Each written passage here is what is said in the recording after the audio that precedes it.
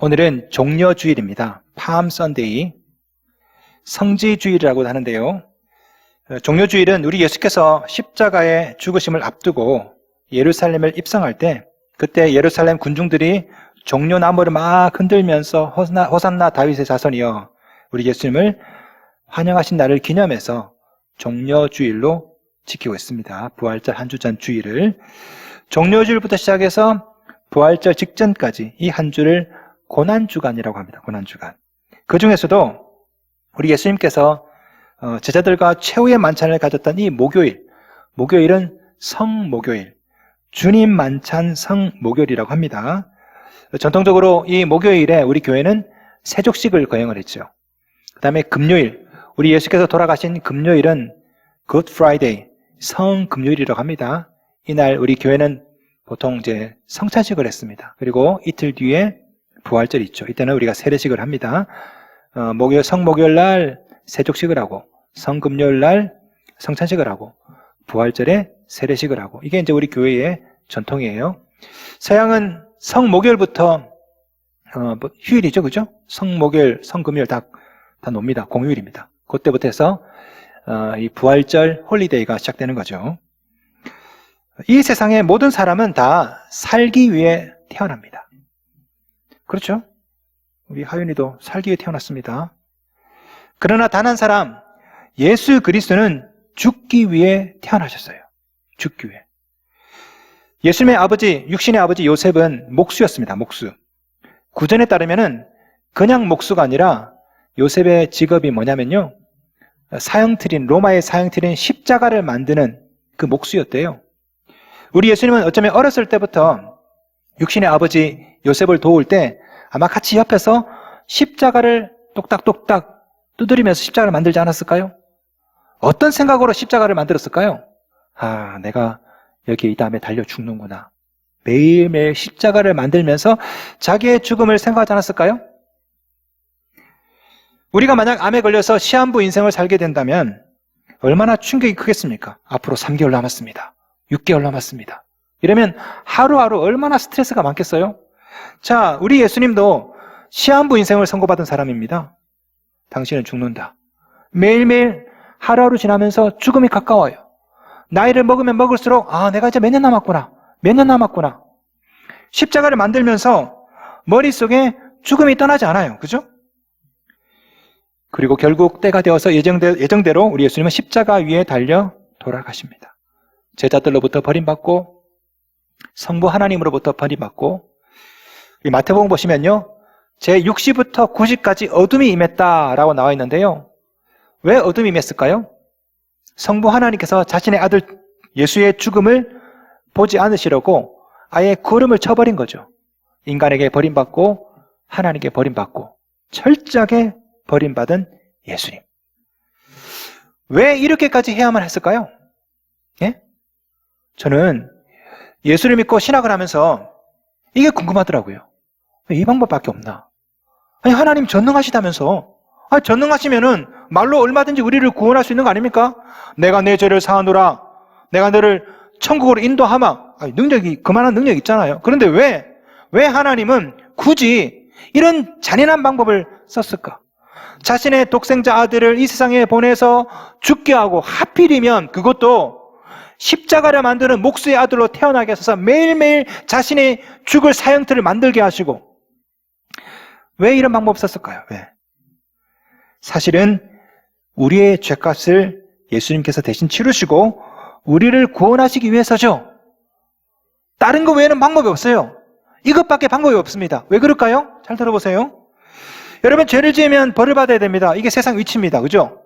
죄 지으면 벌 받아야 돼요. 벌이 뭡니까? 죽음이에요. 죄의 삭은 사망이라고. 자, 우리는 다 죄인입니다. 이 세상에 의인은 없습니다. 다 죄인이에요. 그죠? 자, 이 죄의 문제에서 벗어날 길은 두 가지밖에 없어요. 하나는 죽던가, 아니면 누가 내 대신 죽던가. 두 가지 외에는 없죠. 놀랍게도 우리 예수님께서는 우리 대신에 죽으셨습니다. 우리 죄값을 대신 치르신 거죠. 그 결과로 일어난 게 뭡니까? 죽음에서 면제받게 되고 영생을 얻게 되었습니다. 그리고 우리 모두가 다 하나님의 자녀가 되었죠. 예수님과 함께 하나님의 공동 상속자가 되었습니다. 그러나 성도 여러분, 이 일은 아무에게나 일어나는 게 아니에요. 예수 그리스도를 구세주와 주님으로 영접하고 믿는 사람에게만 이런 역사가 나타나는 거예요. 죽음을 면하고 영생을 얻게 되고 하나님의 자녀가 되고 믿는 자만. 요한복음 1장 12절, 영접하는 자 곧 그 이름을 믿는 자들에게는 하나님의 자녀가 되는 권세를 주셨으니 믿는 자들에게 하나님의 자녀가 되는 권세를 주셨다. 요한복음 3장 16절, 그를 믿는 자마다 멸망하지 않고 영생을 얻게 하려 하심이라. 믿어야 자녀가 되고 믿어야 영생을 얻게 되고 믿어야 죽음에서 면하게 되고 믿어야. 그렇다면 믿음이 뭘까요? 믿음은요, 단순한 지적인 동의나 인지적인 이해가 아닙니다. 혹은 신뢰한다, 아니면 맹목적인 순종 아닙니다. 믿음이 뭐예요? 오늘 우리 한번 복습해 봅시다. 믿음이 뭡니까? 믿음은요, 연합입니다. 예수님과 연합에 대한 동의입니다. 동의. 자, 여러분 논리적으로 한번 생각해 보세요. 이 부분을. 예수님께서 우리를 대신해 죽으셨죠? 2000년 전에. 이 사실을 여러분이 믿으십니까? 여러분이 믿는다는 것이 이해라면 예수님은 2000년 전에 죽으셨고 여러분의 죄는 그대로 남아있어요. 왜? 이해하고 말았거든요. 예수님은 죽고, 여러분 죄 문제는요, 여러분 죽으셔야 이 죄 문제가 해결되는 겁니다. 만약에 믿음이 이해라면 예수님은 죽으셨고 나는 이해했고 내 죄값은 그대로 남아있습니다. 왜? 아직 아무도 나를 위해 죽을 사람이 없거든요. 내가 죽지도 않았고. 내가 예수를 믿는다는 것은요, 예수를 이해하거나 신뢰하는 것이 아닙니다. 나와 예수가 하나 되는 것. 그래야 2000년 전에 예수가 죽으실 때 나도 죽은 셈이 되고 그분이 부활할 때 나도 부활한 셈이 되어서 내 죄값이 페이되는 거죠. 지불되는 겁니다.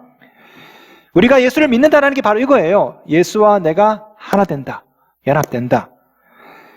이것을 누가 가능하게 하십니까? 성령님. 여러분이 예수를 구세주와 주님으로 영접하고 믿으실 때 성령께서 하나로 묶어주세요. 이게 믿음이라고, 이게 영접이라고요. 이것을 공개적으로 치르는 예식이 뭡니까? 이게 바로 세례식과 성찬식이죠. 세례의 의미가 뭡니까? 우리 통합 측은요, 우리 장로교는 스프링클, 물을 이렇게 뿌립니다. 그런데 이제 침례교는 물에 들어갔다 나오죠. 세례 문답을 할 때 예수님을 구세주와 주님으로 믿습니까? 네, 믿습니다. 그러면 그 다음날 세례식을 합니다. 물에 들어가요. 들어갈 때 예수와 함께 연합되어서 물에 들어가 죽어. 물에서 나와. 예수님이 부활할 때 연합되었기 때문에 나도 부활하는 셈이 되는 거예요. 예수가 2000년 전에 죽을 때 나도 죽은 셈이 되고 2000년 전에 부활할 때 나도 부활한 셈이 되어서 오늘 세례받을 때 내 죄값이 2000년 전에 페이되는 거죠. 이게 대속이라고, 대속. 성찬식의 핵심도 연합이죠. 예수님의 살인 떡을 먹습니다. 예수님의 피인 잔을 마십니다. 이게 뭡니까? 예수님의 살과 피를 마신다. 내가 예수와 연합되어서 오늘도 내일도 지금도 계속 살아가겠습니다. 이게 성찬식입니다. 세례, 성찬 다 핵심이 뭐예요? 연합이라고, 연합. 그러므로 믿음의 핵심은 연합입니다.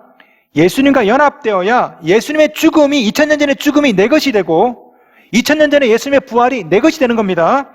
2000년 전에 죽으실 때 나도 죽은 셈이 되고 2000년 전에 부활할 때 나도 부활한 셈이 되어서 오늘 나의 죄값이 2000년 전에 지불되는 거예요. 여러분 모두 예수님을 믿으시죠? 그렇다면 여러분 모두가 예수님과 연합되어 있음을 믿습니까? 자, 그렇다면 이제부터 우리가 어떻게 살아야 될까요? 이제부터 우리는요, 계속 예수님과 연합된 상태로 살아가야 되죠? 이게 신앙생활이에요. 이게 믿음생활이라고. 자, 그런데 문제가 있습니다. 문제. 뭐가 문제일까요? 이 연합이 자꾸 깨진다는 거죠.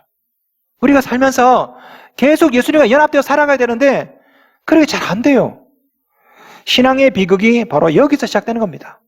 어떻게 해야 예수님과 연합된 상태로 계속 살아갈 수 있을까? 오늘 여러분에게 두 가지를 말씀드릴게요. 첫째는요, 나를 죽여야 됩니다. 연합이 깨지는 이유는 내가 살아서 그래요. 내 성질이 살아있고 내 자아가 살아있고 연합이 깨지는 거죠. 나를 죽여야 연합이 계속 유지되는 겁니다.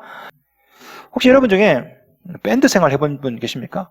저는 고등학교 때부터 음악 생활을 해가지고요, 대학 다닐 때도 제가 밴드 생활 좀 했는데, 제가 처음에 음악 할 때는 제가 연주를 잘하면 정말 아름다운 노래가 나온 줄 알았어요.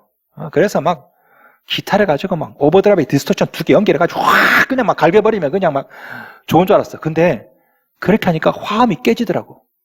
제가 대학교 1학년 때 가리워진 길이라는 퓨전 재즈 밴드에 있었는데요.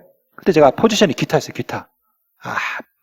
재즈 밴드인데 제가 디스토션 밟고요. 막 큰 소리 이빨 앰프 올려가지고 막 치는 거지 막. 잘렸어요. 그렇게 하면 안 돼. 프로 연주자들은요, 자신의 음악을 막 고출력으로 막 드러내는 게 아니라, 진짜 프로는요, 자기 테크닉을 감추는 거예요. 보컬을 드러내게 하고, 베이스를 드러내게 하고, 키보드를 드러내게 하고, 여러분 오케스트라 보세요, 오케스트라. 바이올린 연주자가 여러 명입니다. 수십 명입니다. 근데 한 명이요, 테크닉이 너무 뛰어나. 그래서 그때부터 갈기기 시작하는 거지. 이빨로 물어뜯고 바이올린을 갖다가 던졌다 받고 막, 뒤로 던지고 막. 오케스트라 망합니다. 오케스트라 화음이 좋으려면 어떻게 해야 돼요? 죽여야 돼. 그래서 원 보이스가 나와야 돼요. 수많은 바이올린이 자기를 드러내는 것이 아니라 감출 수 있어야 된다고. 그래야 하모니가 나오는 거죠. 신앙생활도 이와 같습니다. 나를 드러내면 하모니가 깨져요. 연합이 깨진다고. 2인 삼각경기 부부가 그거 하다가 싸움 납니다. 왜 싸운지 아세요? 좀 잘해봐. 당신이 좀 잘해보세요. 하다 싸움 나는 거예요, 대판. 그러다가 어떻게 됩니까? 꼴등하죠. 2인 삼각경기 1등 하려면요, 한 사람이 죽어야 돼. 남편이 왼발하면 맞춰줘야 돼. 싫어! 이러면 안 되는 거예요. 신앙생활도 마찬가지입니다. 예수님과 우리가 완전하게 왜 연합되지 않을까요? 내가 살아있어서 그래, 내가. 내 성질이 살아있고, 내 자아가 살아있고, 내 생각이 살아있고, 그러니 어떻게 예수님과 연합이 됩니까? 사도 바울은 자기 자신을 그리스도의 종이라고 표현했어요. 로마서 1장 1절, 지난주 말씀이죠. 예수 그리스도의 종 사도 바울은 예수님과 연합된 상태를 종이라고 표현했습니다. 종. 여러분, 종이 무슨 체면이 있어요? 종이 무슨 자아가 있냐고. 자기 생각이 있어요, 종은? 종은 자기 생각이 없는 거예요. 자기 생각도 없고, 심지어 성도 없어. 종은요, 성이 없어요. 자기가 없다니까. 오로지 주인만 있어요. 예수와 연합된 상태가 이와 같습니다. 나는 없어. 예수님만 있는 거지, 예수님만. 만약 자기 자신이 살아나면 어떻게 될까요? 죽여야지. 나를 죽여야지. 이게 신앙생활이라니까? 사도 바울은 골로새서에서 이렇게 말합니다. 그러므로 땅에 있는 지체를 죽이라. 곧 음란과 부정과 사욕과 악한 정욕과 탐심이니 탐심은 곧 우상숭배라고. 어떻게 하라고요? 땅에 있는 지체를 죽이라고요. 여기서 이 죽이다 헬라어로 네크로사테, 이 말은 뭐냐면요, 완전하게 확실하게 단호하게 죽여버리라 이 뜻입니다. 여러분 속에 있는 자아, 성질, 탐욕, 욕망들 어떻게 하라? 죽이라. 그래야 예수와 연합이 되는 거예요. 우리 속에는요, 매일매일 예수님과 연합을 방해하는 것들이 자꾸 솟아나옵니다. 죄들이요, 음란, 부정, 사욕, 정욕, 탐심, 이런 것들이 불쑥불쑥 나와서 어떻게 된다고요? 예수님과 연합을 방해한단 말이야. 오래전에 한 조사에 따르면요, 네티즌들이 물어봤습니다. 당신은 무슨 중독으로 고생하십니까? 36%가 성중독이라고 했어요. 성중독. 그 다음은 20.5%는 인터넷 중독. 10위 안에 담배, 게임, 술, 커피, TV, 도박, 휴대전화, 이런 것도 쭉 있습니다. 여러분은 어떤 중독이 있습니까? 어떤 중독? 저마다 아마 중독이 있죠? 여러분의 왼쪽 발을 꽉 잡고 있는 것들 있죠?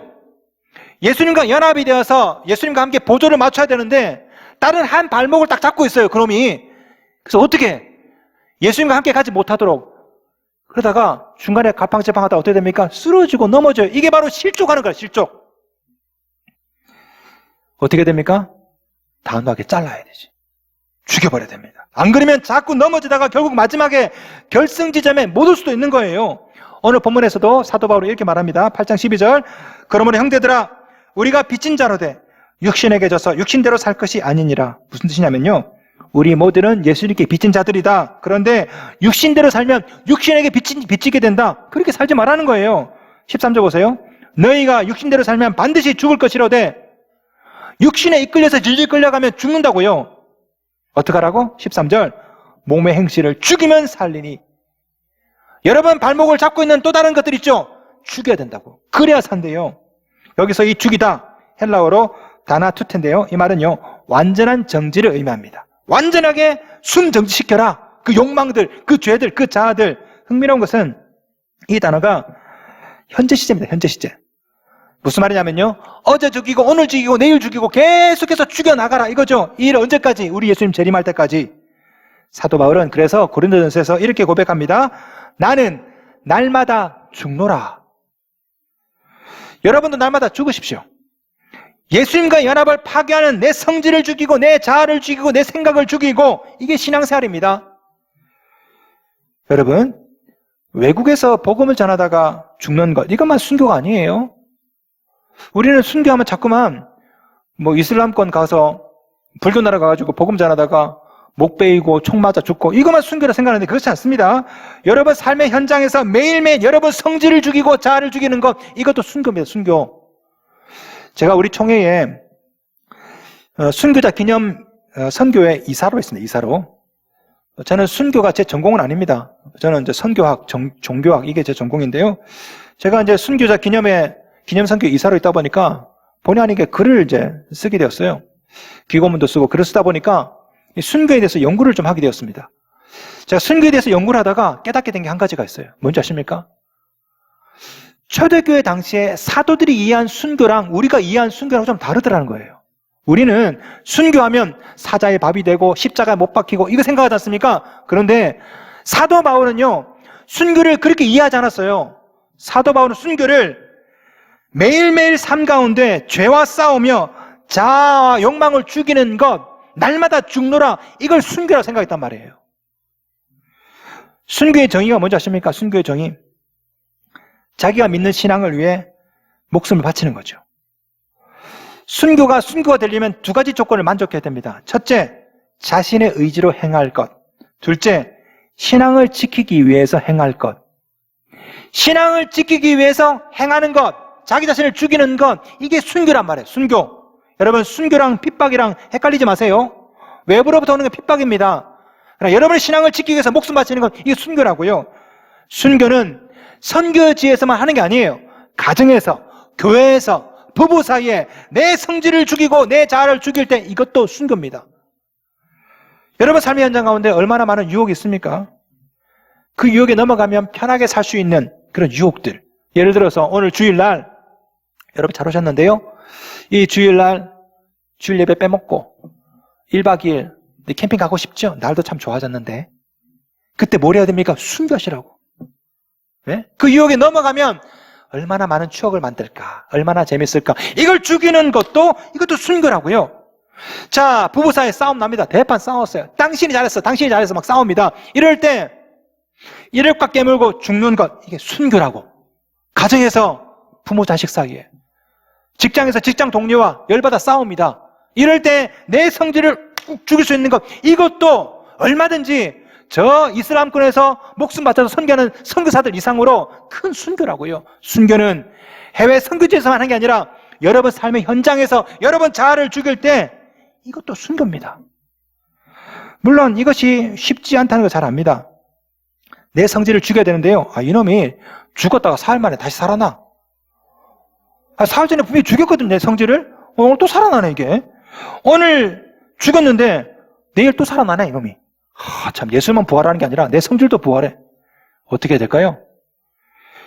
성령의 능력으로 몸의 행실을 죽이셔야 됩니다. 오늘 본문에서 사도 바울은요, 몸의 행실을 죽이면 산다라고 하는데 그 앞에 뭐라고 말합니까? 잘 보세요. 13절. 영으로서 몸의 행실을 죽이면 살리니, 내 고집, 내 결심만으로 몸의 행실을 죽이라, 이렇게 말하는 게 아니라 성령으로서, 성령의 능력으로서 몸의 행실을 죽이라, 이렇게 말합니다. 현대어 성경을 읽어드릴게요. 성령의 능력으로 육신의 악한 행동을 깨트려 버린다면 여러분은 살게 될 것입니다. 무엇으로? 성령의 능력으로. 이 말씀이 뭘까요?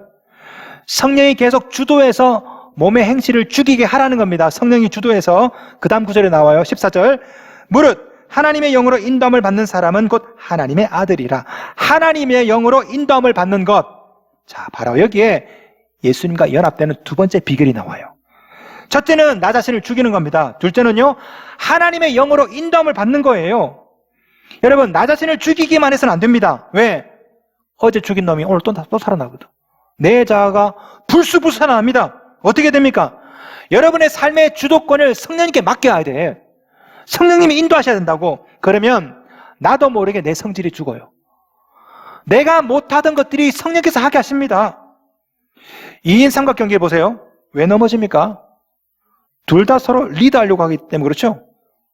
와이프가 이리로 가려고 하고 왼쪽 오른쪽으로 가려고 하고 남편은 왼쪽으로 가려고. 그럼 넘어집니다. 그렇죠? 신앙생활 잘하려면 나를 죽이고 어떻게 해야 돼요? 성령님의 인도를 받으면서 성령님의 주도권을 인정하면서 살아가야 돼요. 그래야 예수와 연합된 상태로 우리 예수님 재림할 때까지 마지막에 결승점에 들어와서 여러분의 구원이 완성되는 거라고. 8장 14절 무릇 하나님의 영으로 인도함을 받는 사람은 곧 하나님의 아들이라. 하나님의 영으로 주도권 내어드릴 때 그럴 때 하나님의 자녀로 계속 살아갈 수 있는 겁니다. 자, 예를 들어 볼까요? 우리 청년들, 예? 음란한 욕구가 막 듭니다. 음란한 욕구가. 우리 청년 때 얼마나 혈기가 왕성합니까? 예? 이럴 때 참아야 되느니라 하면서 송곳을 허벅지를 찌른다 칩시다. 예? 얼마나 가겠어요? 벽지를 막 뜯으면서 참아야 되느니라. 얼마나 힘들어요. 그냥 피가 끓는 나이인데 내가 나이가 32인데 장가 언제 가냐. 이럴 때 어떻게 되냐면요. 성령님께 여러분의 삶을 인생을 드리는 거죠. 기도를 하고 찬양을 하고 말씀을 보고 여러분 삶 가운데 성령에 관한 생각으로 가득 차 있으면 어느 순간에 음란의 욕구가 사라진다고. 여러분, 내가 죄 안 지어야지. 이거는 불교입니다. 불교. 기독교는 그렇게 하지 않아요. 기독교는요, 성령 충만해서 성령의 인도함을 받아가다 보면 내가 그전에 유혹이 되던 것들이 무력화되는 것, 내 능력으로 신앙생활하는 것은 그 불교라니까요. 기독교는 내 능력으로 신앙생활하는 게 아니야. 성령의 능력으로 성령의 인도함을 받으며 살아가는 게 이게 기독교입니다. 그러므로 여러분께 도전합니다. 여러분, 기도와 말씀의 자리, 은혜의 자리에 늘 사모하시고 여러분 머릿속에 늘 성령으로 충만하셔야 돼요. 성령의 인도함을 받다 보면 내가 못하던 나를 죽이는 것, 내 자아를 죽이고 내 성질을 죽이는 것 내가 못해. 내가. 근데 성령의 인도함 받으면 이게 된다니까. 성령께서 하신다니까요. 골로새서에서 사도 바울이 땅에 있는 지체를 죽이라 이렇게 말씀하시면서 이렇게 권면합니다. 들어보세요. 위의 것을 생각하고 땅의 것을 생각하지 말라. 땅에 있는 지체를 죽이는 것, 이거 불교라니까요. 기독교는요, 위에 있는 것을 생각하는 겁니다. 성령의 인도함을 받고 성령 충만하고 이러면 어떻게 됩니까? 땅에 있는 지체가 죽어지는 거지. 여러분 잘 보세요. 우리는 하나님의 자녀이자 예수님과 함께 하나님 나라 공동 상속자입니다. 그러나 예수님과 연합되지 못하면 하나님의 자녀가 될 수도 없고 이 상속의 은혜를 누리지 못하는 거예요. 예수와 연합돼야 됩니다. 마귀 사탄은 이것을 방해합니다. 예수와 2인 삼각경기, 이 끈을 자꾸만 끊으려고 해요. 한쪽 발을 계속 당깁니다. 온갖 죄와 탐심과 성질과 자아와 열받는 것을 계속 줘서 예수님과 2인 삼각을 깨게 만들어요. 끈을 깨게 만듭니다. 연합을 깨게 만들어요. 왜? 그래야 하나님의 자녀가 안 되니까. 이럴 때 필요한 게 뭡니까? 이럴 때 순교입니다. 순교. 내 자아를 죽이고 내 탐욕을 죽이고 내 욕망을 죽이고 내 성주를 죽이고 한 나라의 왕이 두릴 수는 없죠. 하나님 나라도 왕이 두릴 수는 없습니다. 예수님과 내 자아 둘 중 하나는 죽어야 돼요. 내 자아를 죽일 때, 그럴 때 하나님 나라가 임하게 되는 거예요. 이게 내 힘으로 안 되죠. 그래서 우리는 성령님의 인도하심을 늘 받으시면서 성령의 주도권을 받으면서 살아가야 되는 것입니다. 여러분, 우리 모두는 순교자입니다. 우리 모두 세례받을 때 이미 죽은 사람들이죠. 이미. 그리고 또한 매일매일 죽어야 할 순교자들입니다. 내가 죽어야 내 속에 예수님이 사셔요. 그래야 하나님의 나라를 맛보고 예수님께서 약속하신 그 안식을 경험하는 겁니다. 매일 죽으십시오. 매일매일 순교자처럼 사십시오. 성령이 여러분의 인생을 주도하게 하십시오.